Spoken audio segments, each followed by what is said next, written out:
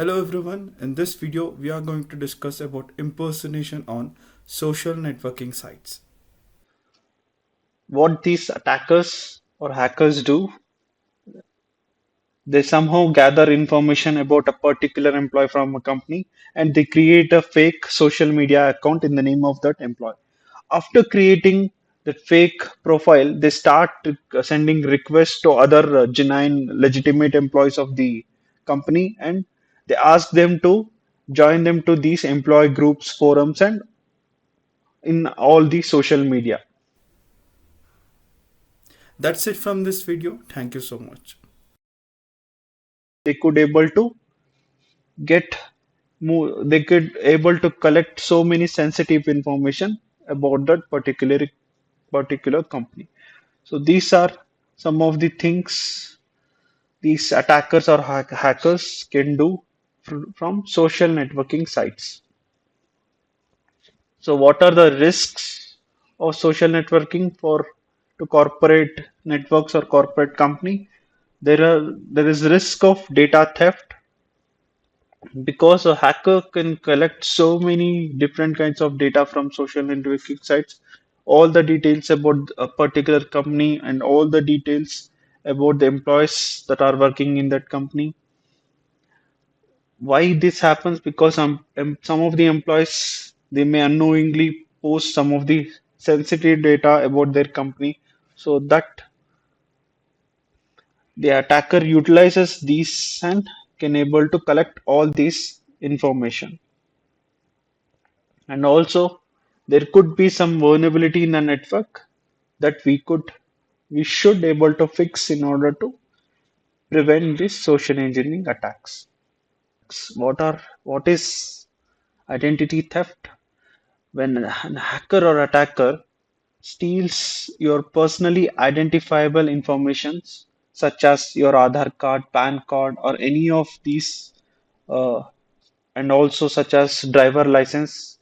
These are some of the documents which we can call as personally identifiable information. So, what these hackers or attackers do, they steal some of these personally identifiable information and they able to commit some crime in the by using your information. Suppose let's take an example.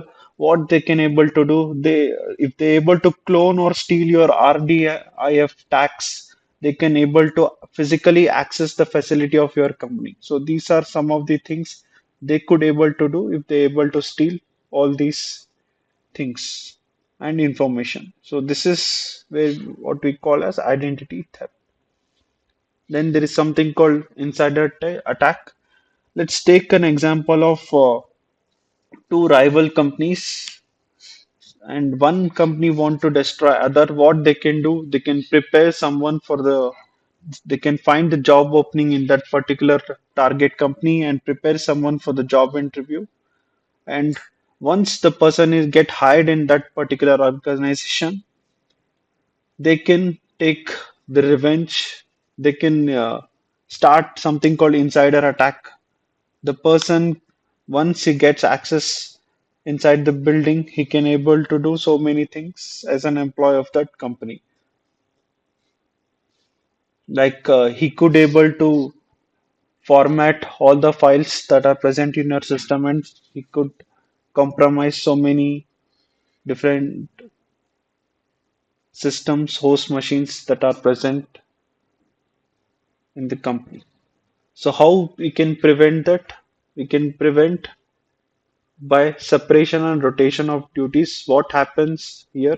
You can't able to gather so many information about this, and we should give least privilege as a new employee of that company. Controlled access, not allowing much access about different directories and different files, logging and auditing, keeping monitoring the all login and logout activities, legal policies that we can make him sign some agreement so that he can't reveal these sensitive information outside, archive some of the critical data so that only some of important data should be revealed to this employee. So these are some of the things we could able to do to prevent the insider threats. So what are the some of the countermeasures that we can use in order to prevent the social engineering attack? So these are the some of the countermeasures. See, training or education is the most important factor. Educating your employees to against these social engineering attack is the most important countermeasure. Apart from that, we can set some of the guidelines or rules in order to make sure that our sensitive information is secured and access the privileges. We can create some of these accounts such as administrator account, user and guest accounts with proper authorization, like only getting making them and giving them access to only some of these files, not everything or any sensitive information. Classification of information, we can even classify the information, like some of the top secret information we can hide, and some of the public use information we can give access to other employees or other guest accounts. Proper incidents and response times, like there should be a proper guidelines as soon as there is a social engineering attempt. We should get able to get the details of that attack, and we can able to stop that in real time. There should be a proper background check and termination process of the employees, so we can able to figure out whether they are coming from different rival company or not. So even there should be a proper termination process so that we could fire away as soon as we could able to figure out the background of that particular employee.